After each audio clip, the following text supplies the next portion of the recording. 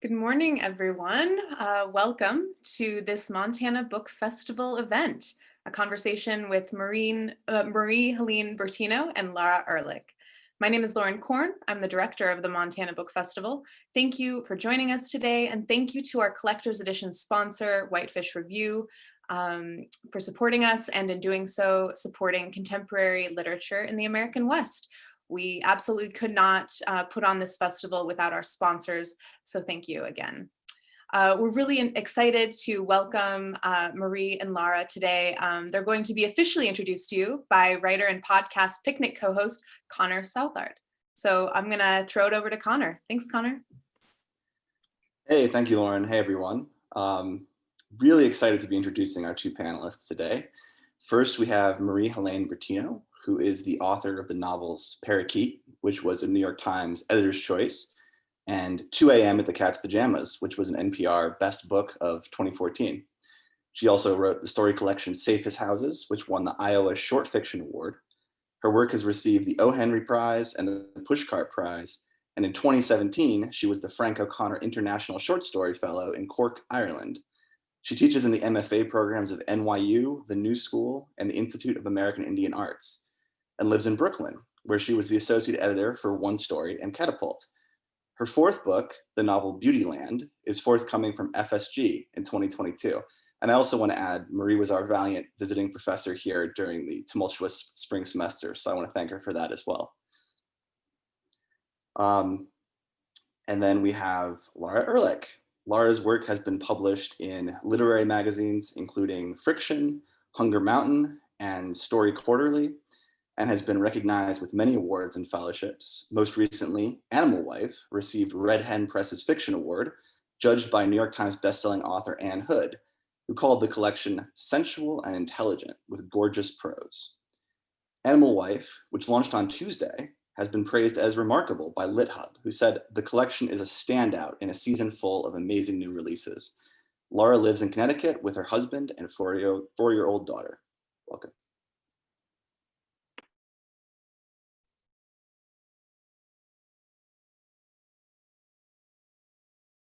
Thank you, Connor.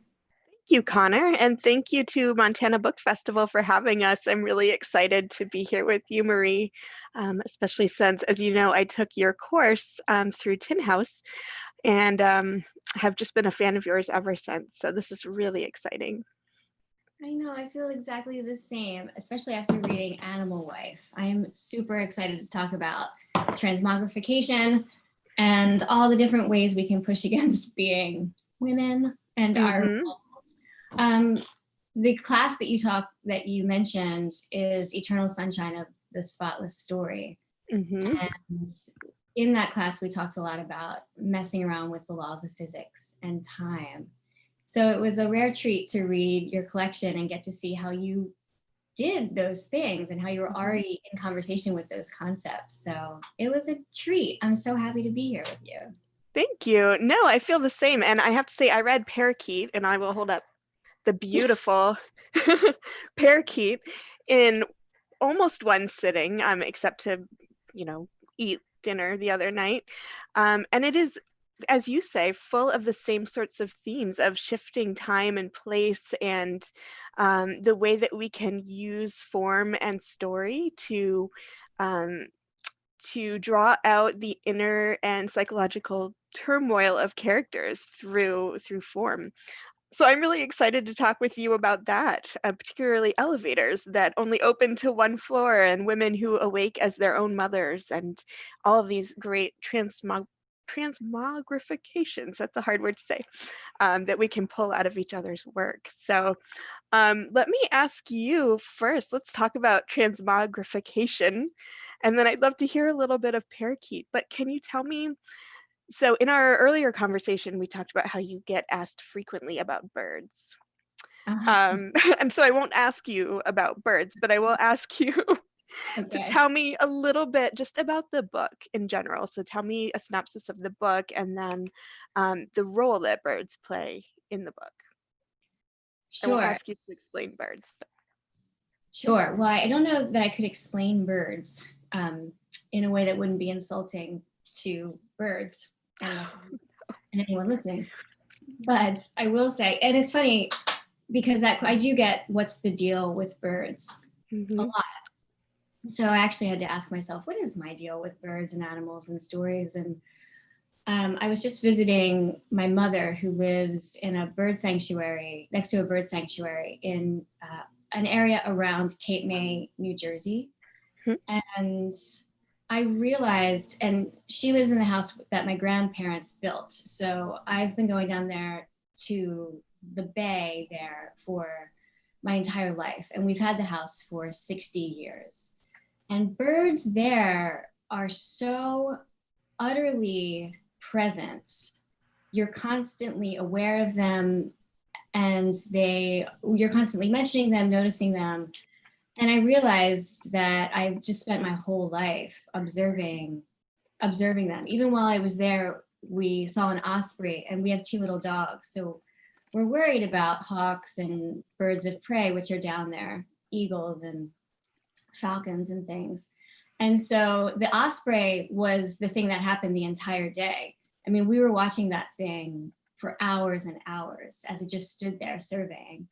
So, when it came time to write Parakeet, which is about a bride on the eve of her wedding day, it was actually a very natural thing to have a bird be the agent of plot and the agent of happenstance. To have her grandmother come to visit her in the form of a bird personally made sense to me, because it was my grandmother's house where I was first made aware of these creatures that fly. And so I think that I am in such awe of birds. And so it made sense that they were constantly flitting in and out of the periphery of understanding in Parakeet and in my other stories too. Yeah. So I love that description. No, and the way that you just expressed that too, flitting through I can't even replicate that sentence. It was beautiful. Well, it's an event, seeing an animal for me and people I know is an event. And so when I was reading your story, Vanishing Point, where the woman lives as a deer. Yeah. And I was thinking of that, how it's such an event when you see a deer, you always stop, or you see a bigger creature. It stops a story. It's narratively interesting. It's so useful. And then to have a woman living as a creature in the woods, it's just, there's so many layers of metaphorical impulse and insight. Is that what you were thinking? What were you thinking? No, that's a great way to put it. Absolutely. So I came up with this story from the seed of another story. There's actually a man who they call the Goat Man, who lived as a goat for maybe just a few days. He's a scientist, and he created this sort of costume to go and live among mountain goats.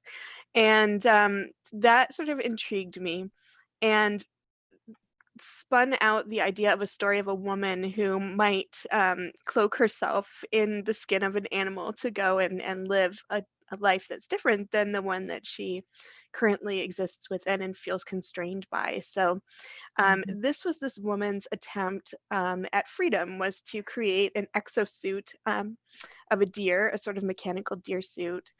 But what she chooses to do with it is to go and live in the woods behind her childhood home. So in some ways, she can't resist the pull of her humanity and her family and all of the baggage that she was hoping to leave behind. So yeah, I'm totally with you.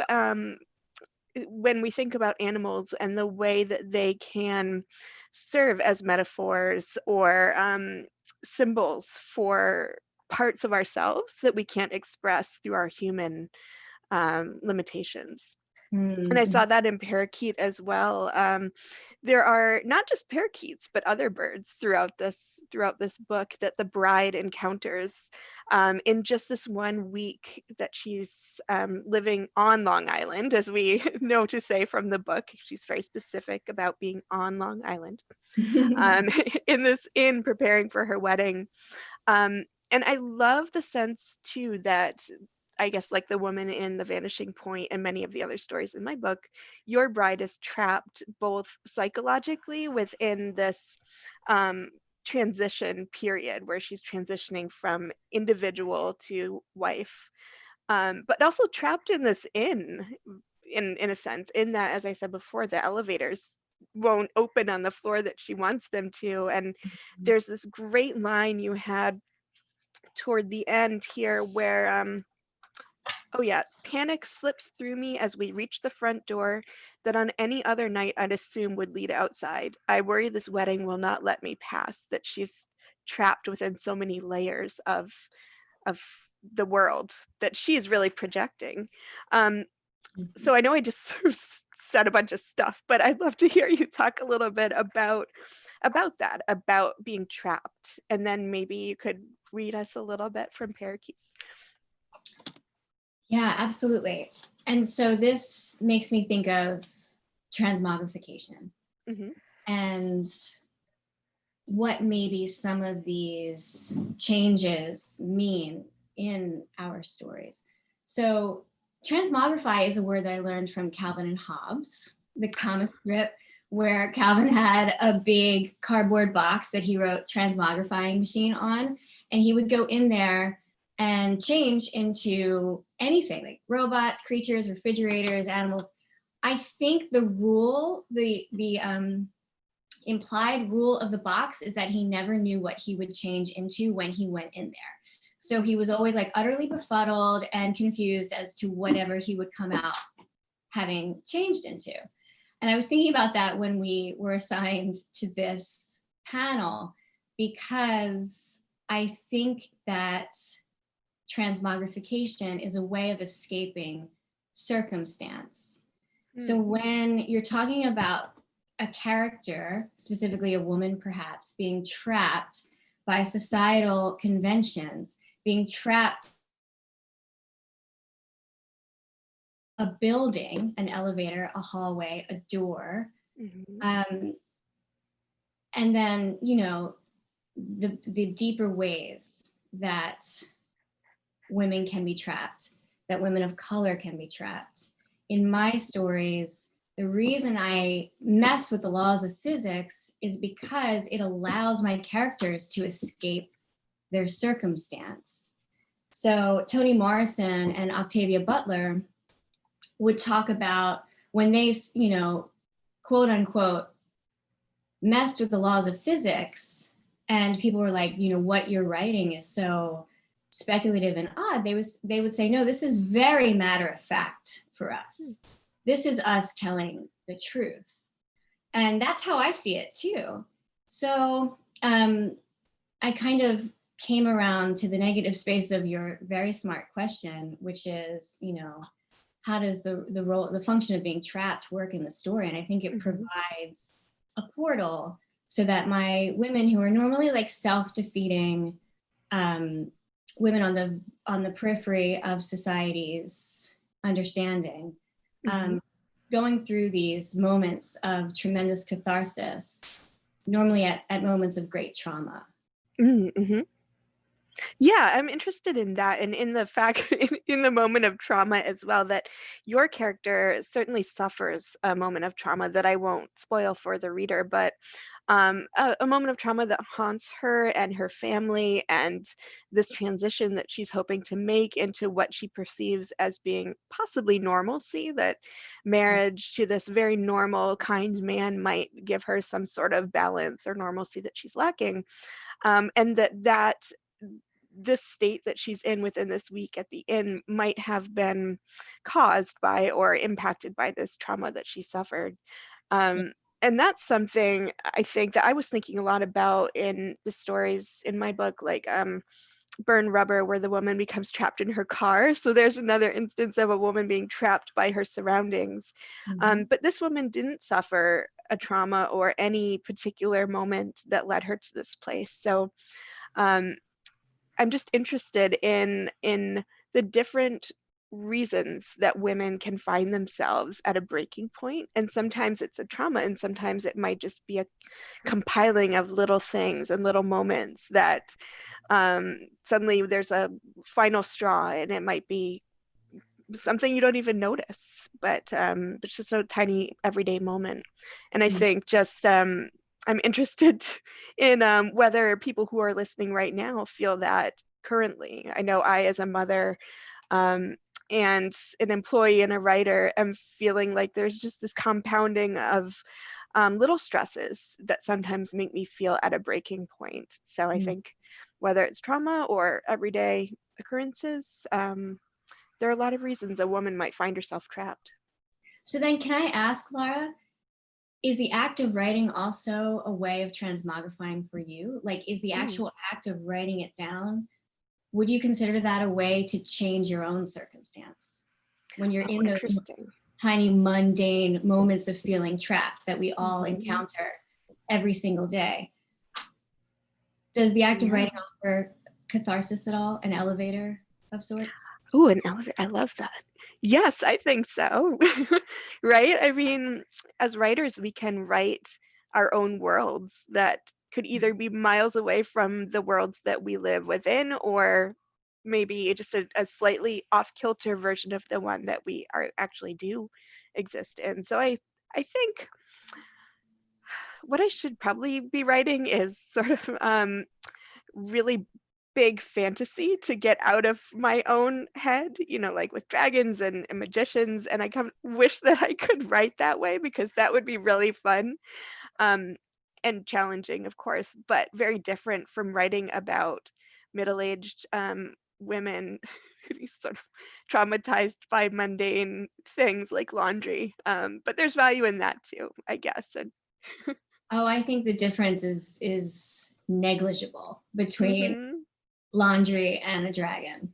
Absolutely. You know, I see them as absolutely holding hands. In fact, I'm reading Ursula K. Le Guin now, and it's all the same. I don't know. I think it's all the same cloth in so many. I don't believe in like so-called like this is domestic and this is not. I think that there's glimmers of the supernatural in everything. And then the uncanny. So many of your stories live in that world where it's not exactly impossible and it's not exactly possible. It's just like highly unlikely. And so there's that really, that creamy nougat middle sense of the uncanny in your stories. And were you aware of that as you were writing them, or was it something you went back and kind of fine-tuned? For the most part, I was aware of it, and it was very intentional. There were a few stories that were a little too realistic that I had to go back and push a little bit to find the weirdness in them. And I'll be interested if you've done the same, so I'll ask you that too. But yeah, I think really for the most part, most of the stories started with that kernel of unreality and strangeness, and then I pushed it to see where it could go. And often there's that tricky balance, I think, between intentional ambiguity and confusion, unintentional confusion. So that's something I've been working very consciously on, to make sure that the unreality comes across as being intentional, as opposed to something that I accidentally landed on in a story, so that a reader doesn't feel like they're missing something. They feel like something instead has been withheld from them.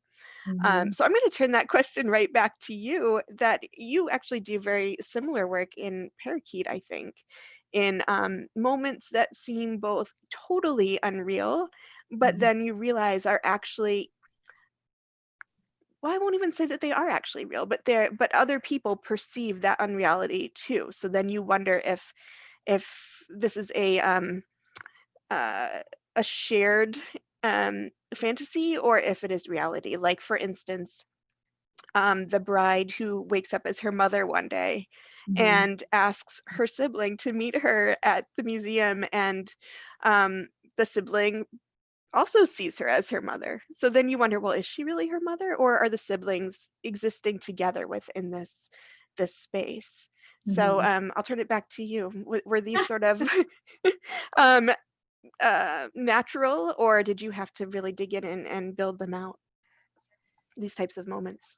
Well, I will say that my last book, which was a novel, 2 a.m. at the Cat's Pajamas, I was very aware. So we have this term called magic realism, and that implies a ratio. So like how much of your story is magic, how much of your story is realism. Mm-hmm. Cat's Pajamas was mostly realism. And I confess, I didn't want to write a book like that again. I wanted to give myself permission to venture as far into the magic part of that as I possibly could, while making sure kind of the strings of the balloon were tethered to the realistic ground. Mm-hmm. So Parakeet was very much, I knew that I wanted to have the world be like 75% unreal. Mm-hmm. Because to be honest, it's just more fun. It suits what I have to say. Yeah. More. It's about human experience. Cat's Pajamas was almost like, you know, where I put what I know about a lot of different kinds of human beings. Mm-hmm. And I think that you have to study humans and the world for a very long time to be able to orient your reader to the realism in your story, and whilst also skewing things enough and the right things so that they know there's something peculiar about this, but it's done with enough confidence Mm-hmm. and enough, hopefully, alacrity that I know that this is leading to something and it's not a mistake. Like you said, Yeah. to make sure it doesn't seem accidental, it has to seem like you're in the hands of someone who knows what they're doing. Mm-hmm. How you go about doing that, I might never know. Right? But I know. Long time. Yes.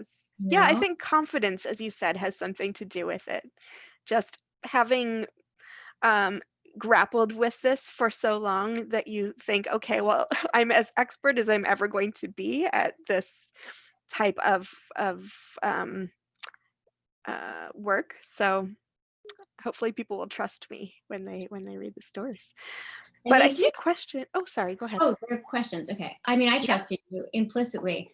One of the things I noticed, because I'm all about like nitty gritty practical ways. One of the things I noticed in your stories is one of the things I noticed in the best speculative stories, which is that they almost like dispense with their supernatural elements in the first line or very quickly.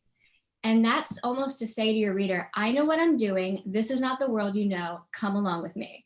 And it's like, take your hand. And so the first lines, the first paragraphs of all of your stories definitely engender that sense of, look, this is not what you know. This is my world. I know where I'm going. Let's go. And so I love, that's one, nitty gritty way of doing it. Like established early on, this is not your grandmother's realism. No, that's great. Yeah. And I think hand in hand with that is dispensing with explanation. So you can just let the strange things happen, and we don't need to know how the bride awakens as her mother. It just happens. And then we have to take that for granted and move through this world now with her in her mother's body. In the same way that you say, maybe this woman in my story moves through the world in this deer suit, and you don't have to know what it looks like or the exact ways in which it works. You just give just enough detail that the reader can follow with you without needing too much explanation. Yep. And to make sure that the reader or the viewer is asking the right questions, asking the questions that you want them to ask instead of the question of, I don't believe this. How is this happening? Right. I watched the movie Badlands for the first time last night. Have you seen this movie? It's Tarantino's first movie. Okay. It is it's actually aesthetically perfect. It's so beautiful. It's a very simple story. Young lovers killing people. That old trope. Yep. And I was marveling at how it doesn't explain. It just catches them at the beginning when they meet, and then they go on the spree. And I feel like as fiction writers, we can learn so much from that. No explanation. I'm not asking, why is Sissy Spacek so vapidly going along with her boyfriend's murder? I'm just like, yes, I can't wait to see what they do next. So anyway, you were saying that we have questions. Oh yeah, we have a question here from Connor. And this goes back to our transmogrification conversation. In a basic craft sense, is transmogrification a way to go on a narrative journey without moving very far locationally? And I think we touched on that, but let's dig into that a little bit more. And for you, I think this question popped up when we were talking about the bride being trapped within the inn, and maybe the woman who I think also is unnamed in Burn Rubber, who can't escape her car. So what do you think? Can it be used as a way to narratively go on a journey without moving very far locationally? Yeah, absolutely. Though that said, I'm working on a book that is a road trip with two women, essentially. And they are literally traveling while also having supernatural experiences, I would say. Oh, cool. So yeah, but I like that as a metaphor. To escape your trapped experience, you go through a change of identity and of metaphorical identity. Would you? Yeah. What do you think about that, Lara? Yeah. No, I think that's very true. Trying to think of an example here, but maybe one will come to me. But yeah, no, I think the attempt to transform into something else can definitely be a way to try to escape yourself or your locale. And I think it's really interesting to see the ways in which writers can do that. I think beyond you and me, there are probably a lot of others who I'm not thinking of right this moment who use transmogrification in that way. And actually, I'll pose a question to attendees if any of you can think of great stories or writers who do the same. I would love to know who they are so I can read them.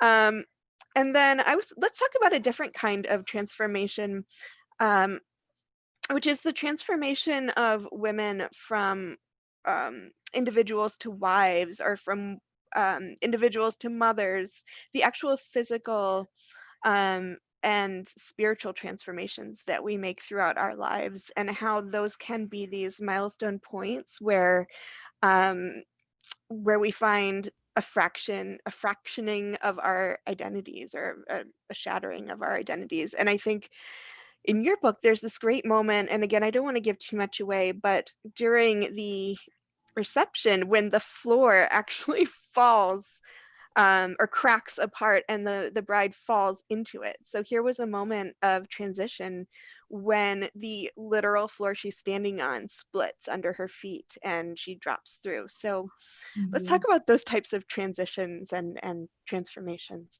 I would love to hear what you have to say about that, Lara, because I was reading some of, I know that you've tweeted a little about this with being a mother and the role that, you know, how you have, you know, I don't know exactly quite how to articulate it, how you've kept one thing intact as you move to a new understanding with your role in the world. So I'd love to hear you talk about that. Yeah, and I think that can go back a little bit to a question that you asked earlier on about whether writing can, whether I sometimes use writing to, how did you put it? Not to escape reality, but to escape the mundane. And I think writing has been a way, certainly, to grapple with this change in identity as I considered motherhood. And to write down truly worst case scenarios and different futures in which I saw women, many of whom were based on parts of me, but certainly, as you know, should not necessarily be read as the writer. But as I was considering motherhood, it was very much the fear really was losing myself and my identity in this new role. And so I wrote that, and that's where you see a lot of the women in the middle of the book, the middle stories in the book, really grappling with that loss of identity, or the fear of loss of identity, in ways that become externalized. So the internal fear becomes externalized through things like being trapped in a car, or having a monster chase you down a train platform. Really, yeah, I'm just really interested in the ways in which our psychological demons can become realized in place and in monsters and in the exterior world. So yeah. Yeah, this idea has been coming up a lot recently for me, not only in my work, in my personal life, as far as like fighting archetypes, fighting expectations, pushing against them.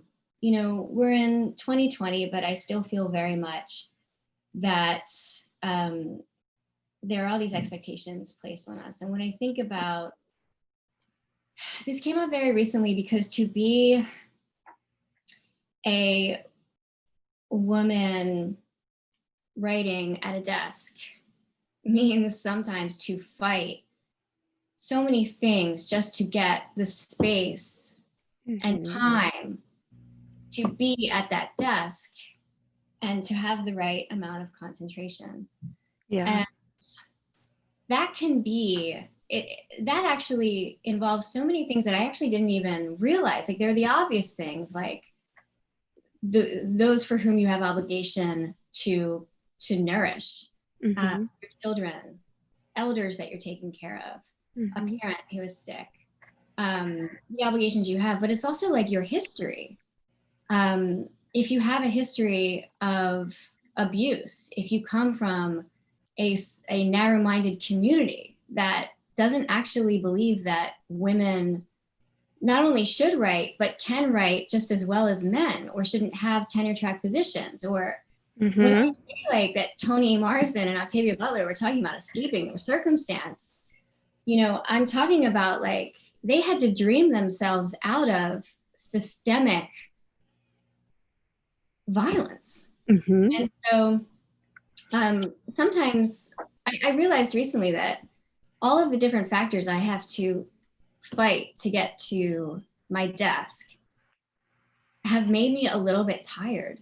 And I think that's why I don't like to explain myself. And I don't like to explain in stories. I feel like I've explained myself a lot to people who just will never understand. And that's fine. Like, that's their journey and that's cool. I don't believe in the archetypes or the so-called radical archetypes that have sprung up to combat those archetypes. I believe that the more into the true self you go, the less like everyone else you look. And that's what I'm ultimately trying to do, to get farther into the true self and to render it on the page. That comes out looking very odd many times. Yeah. As perceived by other people, not me. And not you who's doing the same thing. But it is a complicated thing. I used to think it was very simple, but it's a little more complicated than I realized. No, it's so complicated. And that struggle just to get to the desk is so real.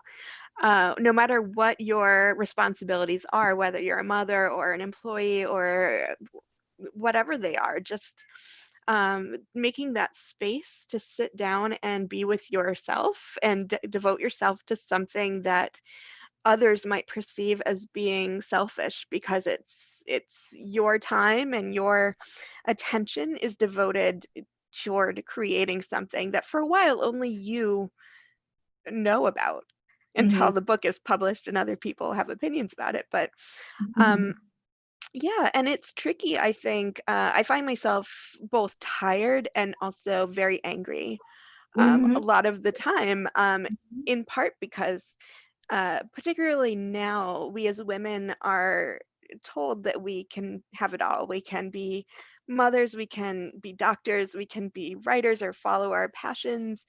And there just isn't time to do all of those things because society hasn't created the structures for us to be able to do them all. Yes, we can work outside the home, but daycare is so prohibitively expensive that that is not true for many women. So to say now we can do it all is such a misleading trope, and it makes us then feel guilty if we aren't managing to do it all, because there's this expectation that we should be able to. Mhm. So I find myself writing that anger into a lot of these stories, and I think in a good way, I felt anger in your book as well, that the characters pushing against certainly different expectations, but some of them have crossover with animal life. But yeah, this anger, particularly toward the end of the book when she finally does, and I'm not going to ruin it for anybody, but she finally does kind of push back in a very strong way, or what I Mhm. perceived as being a strong way. So tell me a bit about anger, and how also as women we are not supposed to be angry. We're supposed to Uh, be yeah. friendly, and people tell you to smile on the street if you're not smiling. So what is it like to write angry? Huh. That's such an interesting question, because I have not considered that in regard to my work before, because my characters tend to be funny, They and are I funny, think yeah. that's where the anger goes. Yeah, I feel Like that. I feel like my friend Becky Dinerstein was saying, I love how mean your book is in the best way, because the characters are a little mean. And I guess, I think that's what she meant. And I loved that. I was like, yeah, she is a little mean. If by mean you mean she's really honest and she's not going to pretend she wants something that she doesn't. I do think so I guess, like, I think where it manifests on the page the most would be in the humor, because I don't think you can be truly funny without being a little bit mean, have a little bit of a dark side. I live on the East Coast, and I have been blessed to grow up with, and I'm normally surrounded by very, very, very, very, very funny people. And I'm not going to say that I myself am funny. I try with varying results, but I am a good listener to the sound that humor has made in my life. Like growing up, I have brothers who are very funny, and my mother has an outstanding laugh that you want to hear all the time. So we were forever trying to make her laugh.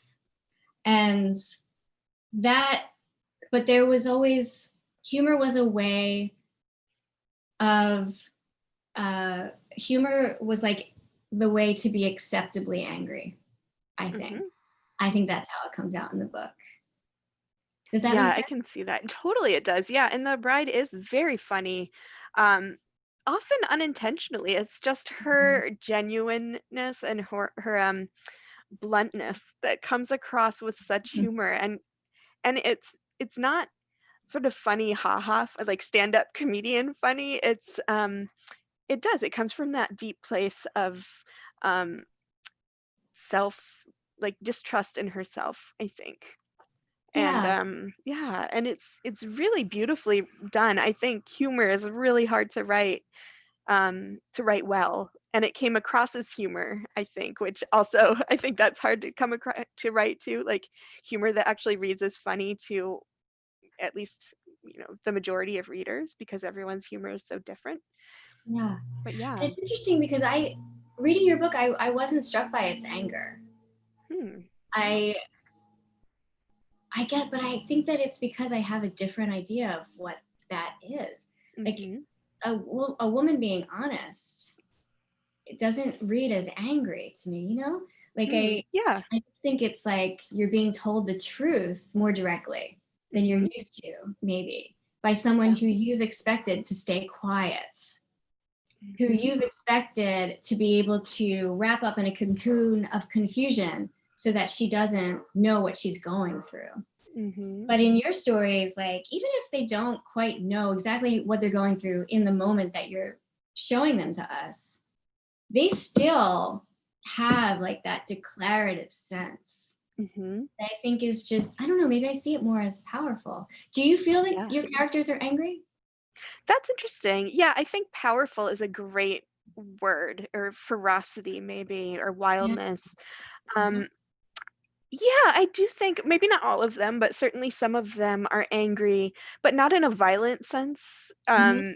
Not in the sense that they want to go out and harm people. I think the anger is more, or it was meant to be more simmering, sort of a long simmering sense that somehow things have not turned out the way that they Mhm. wanted or expected or believed that they were owed. And so then what happens and where do you put that feeling? And I think often, um, if it's destructive, maybe it's sort of anger or yeah, maybe anger. But then if it becomes empowering, then maybe it's powerful. Mhm. And I don't know if there's crossover between the two. Maybe that's a blurry line between power and um, destructive power. Yeah. Empowerment and destructive power. But yeah, the woman again in Burn Rubber has this urge to drive into a brick wall. So that to me is an angry feeling, a feeling of like, oh, I just need to, I need this feeling to change. I need something Mhm. to happen. And of course she doesn't, but yeah, that's sort of an anger or a simmering rage with the way the world is Mhm. versus your expectations of what the world should be. Yeah. Yeah. Do we have time to, I don't know if there are other questions, but do we have time to talk about the form of the short story for a moment? Because it We is do. my one true love. Um, Yeah, we have 20 minutes here, so we definitely have time. so the shape of the short story and the particular sound it makes is one that um, goes very deep for me. I was an editor of short stories for one story, and my first collection, Safe as Houses, was still like one of the most magical events of my life. Just putting together those stories and writing them, um, and the short story gets a bad rep here and there. Oh yeah. And so, one of the questions that I was asked once that I'd love to ask you is, do you think that there is something that the short story form can do that perhaps the longer form, a novel, makes it harder to do? Hmm. My immediate thought, I think there are a lot of things that short stories can do or facilitate that a novel or a longer piece either can't, or it's just more difficult to replicate in a longer piece. But one thing is the compression of time. Obviously, because they're shorter stories, and even if we look at flash fiction and like ultra compression of time where you have a paragraph to work with or even a sentence like Lydia Davis's work. That I think is one of my favorite things about short stories, particularly flash fiction, is like how much of a story can I get into the smallest amount of space in a way that it feels still rich and as though there's more story that we just don't have access to. So like the tip of the iceberg. And I think that's a wonderful part of short stories is that you can feel like you're getting the tip of that iceberg and that there might be a whole novel underneath it, but that you don't need to read it because all you need is that those like couple sentences or a couple pages or however long you've given yourself. So that I think is the first thing that comes to mind. How about you?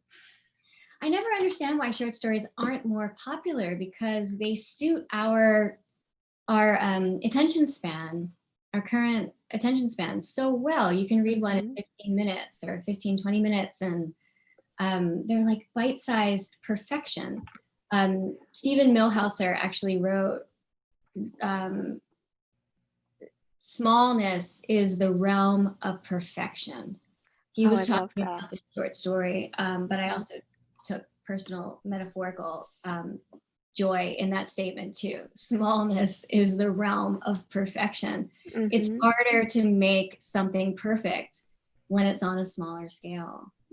And I do think that short stories, my favorite ones, they land on me more deeply than my favorite novels many times. I don't quite know why that is. I actually do know why that is. Well, I know the reason that George Saunders said it is. It's because scientists have studied, if you tell a joke to someone, they have studied what happens to your brain when you're told a joke. And when you get to the punchline, the person who's listening automatically goes back through and recasts the joke and rates it for economy. Oh. So they value, so without even realizing it, you go back through what you've just been told and you check it to see how economically it has been told to you.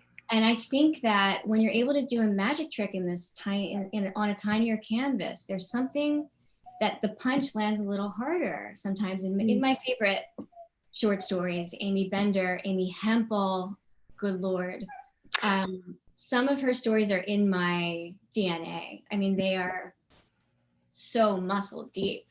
Edward P. Jones, who I think is like the best living short story writer. The Girl Who Loved Pigeons, his short story, that's the first in his first collection. I mean, just these things become just part of my understanding of what you can do. So yeah. Yeah, no, I think that's wonderful. The joke with the punchline. I love that. Trust George Saunders to put that so eloquently too. I know.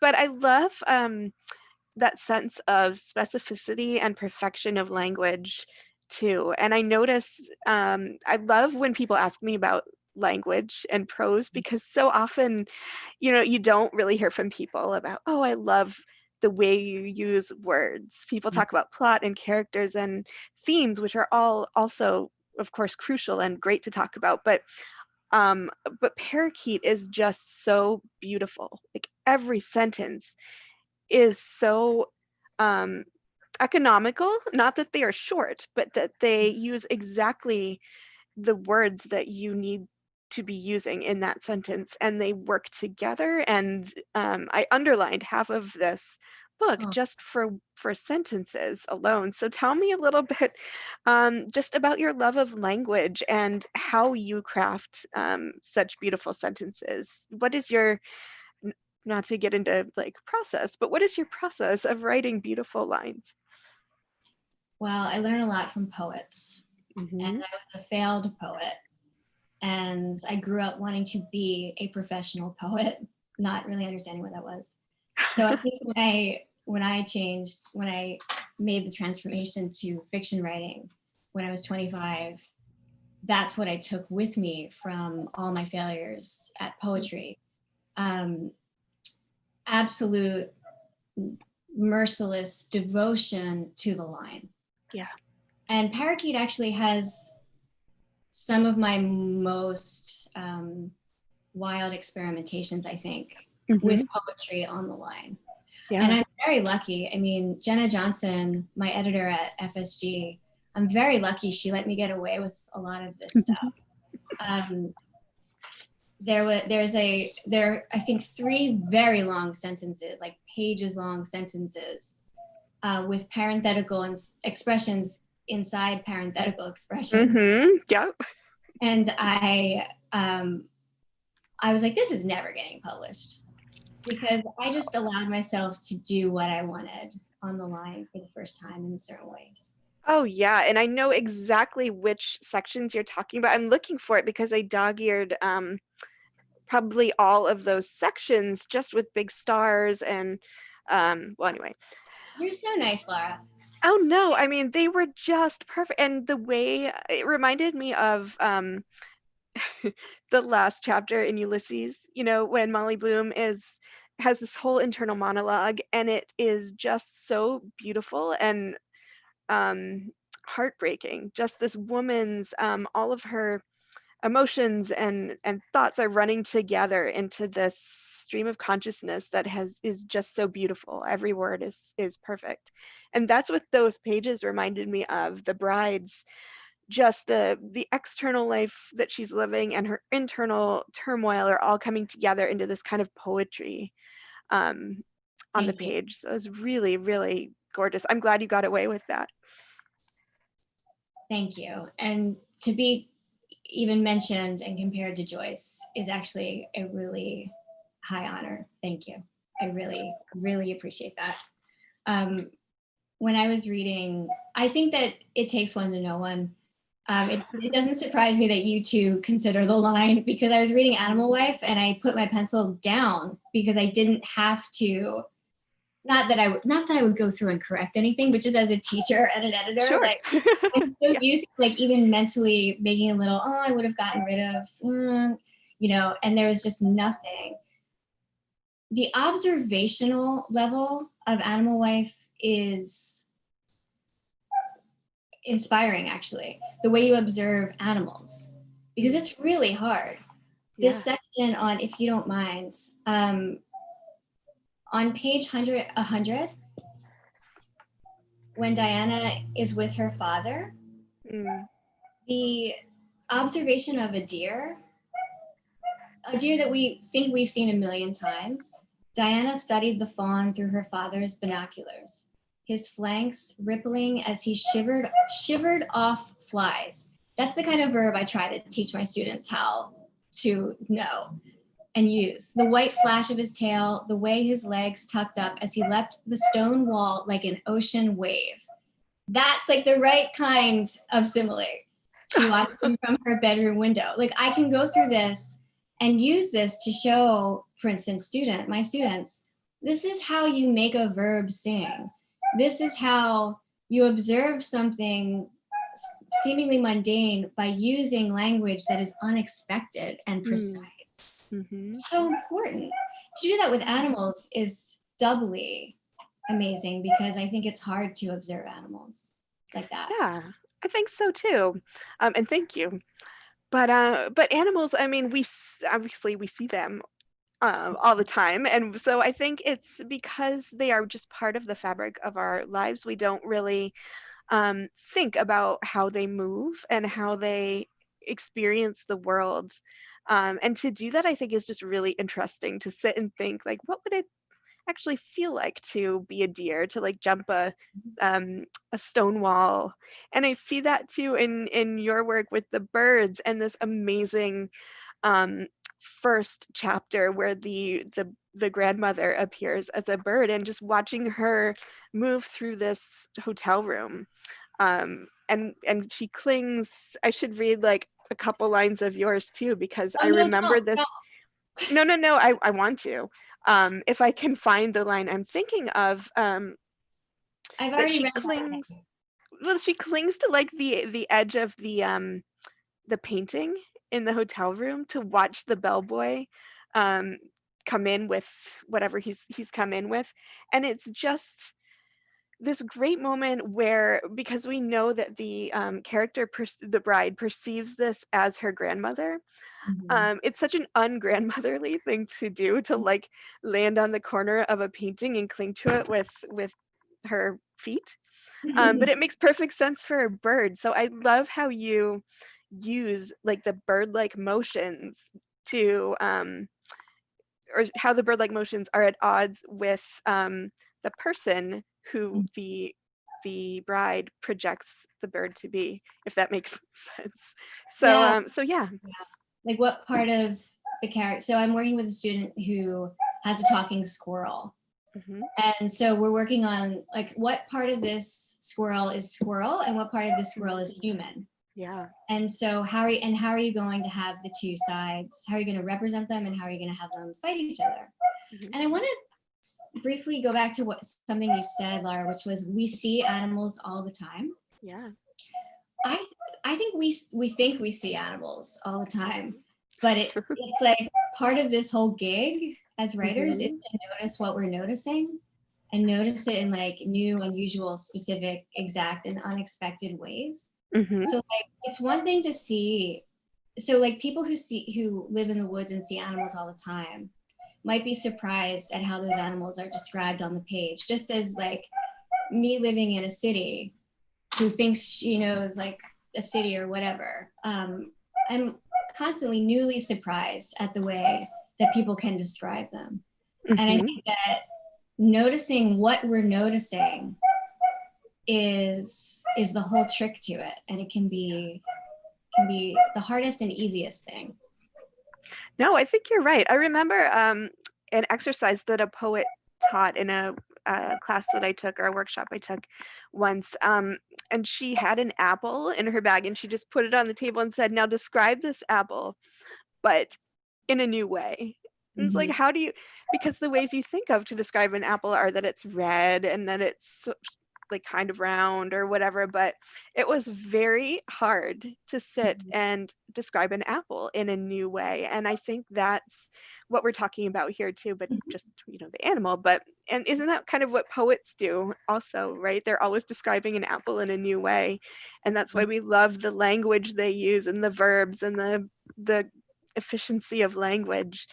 Yeah, I'm right with you. I love poetry. I have never written it myself because I think it's even harder than, we're talking about how short stories are hard to write, but poetry, oh my God. That's what my favorite poets do, for sure. They teach me new ways of seeing what I've seen a million times, for sure. Absolutely. I don't know if there are more questions that we should get to if we have time.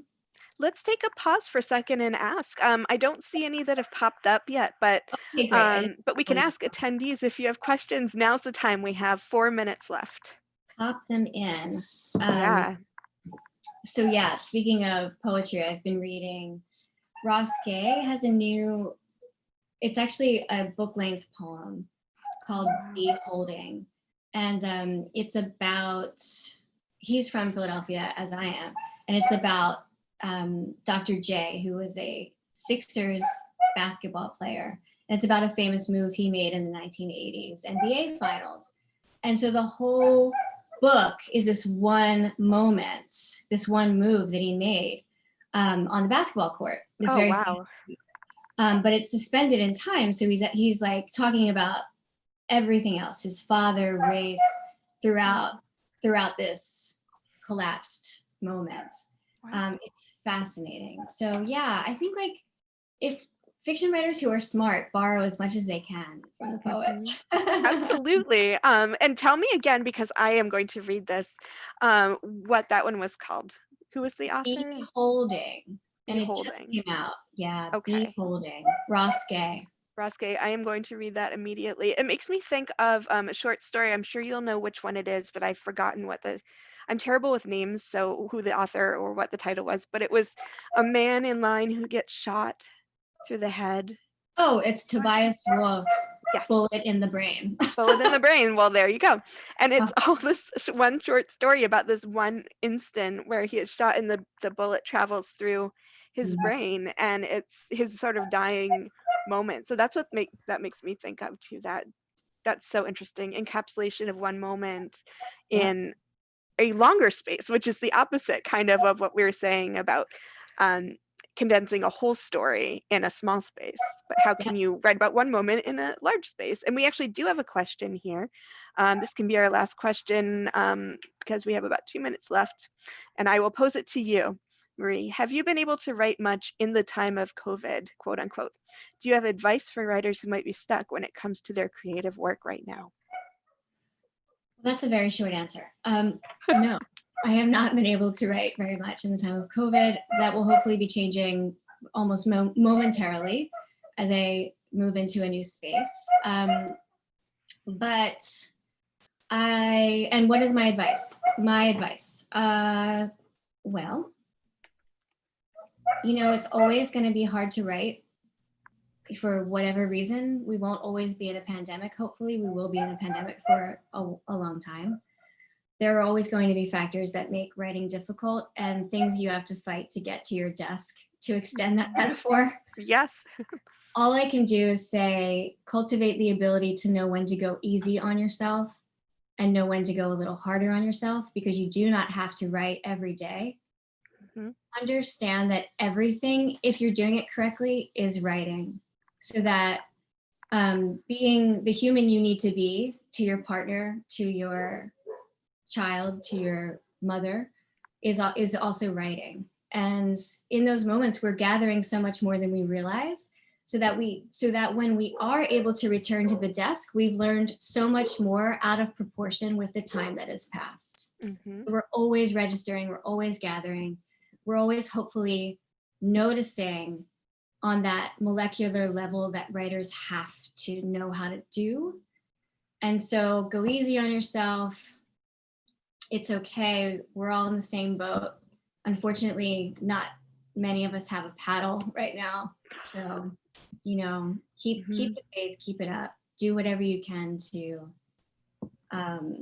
get through to the next moment, which will be different.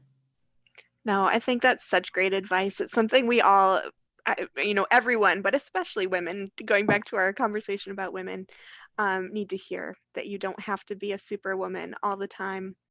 And the only other thing I would add is, and I love the idea that we're always writing. I think that's so true. And that writing doesn't have to be sitting at your desk with a pen or your notebook. And something that's really helped me, I also have been having a lot of trouble writing during pandemic time, is to dictate to myself. I mean, we all carry our phones around with us all the time. So I'll take a walk and be outside, which is also something that I found helpful during COVID, and just talk to myself pretty much. And if I just start, by the end, at least I have a kernel of something that I can bring back to the computer and feel like I've accomplished something, even if it's just a few sentences or an idea for how to write something later. But yeah, that's part of being gentle on yourself too, that it doesn't necessarily mean you need to sit at a desk for 10 hours and write a manuscript. So Absolutely. yeah. So actually we are out of time, but I see here that there is a code to, and I'll put that to Lauren here, if you wanted to share that with everybody or not. Oh, sure. Yeah. One of our attendees today is a representative or a creative behind Plotter, which is a book organizing platform. If you would like to use the software, you can use the code MBF and get 20% off right now, which is wonderful. So that was just a shout out to one of our sponsors. And thank you both so much for this really wonderful conversation. I hope that if the attendees who are here now weren't fans of your work before this conversation, they sure as hell are now. Thank you so much for joining us. Thank you, audience, for joining us. I want to shout out the Whitefish Review, who is our collector's edition sponsor again. Thank you so much for your sponsorship of this year's virtual events. And then also attendees, to those of you watching, you can buy Parakeet and Animal Wife, as well as books by other festival authors on Fact and Fiction's website at factandfictionbooks.com. You can purchase Montana Book Festival merchandise at montanabookfestival.com. And there, I strongly urge you to donate so that we can continue virtual programming like this one into the fall with our MBF Plus events. Thank you so much for being here, Lara. Marie, thank you so much for this conversation. And thank you, Connor, out there somewhere, for introducing them as well. Thank you all so much. This was wonderful. Thank you. Great. Have a great day. Happy Saturday.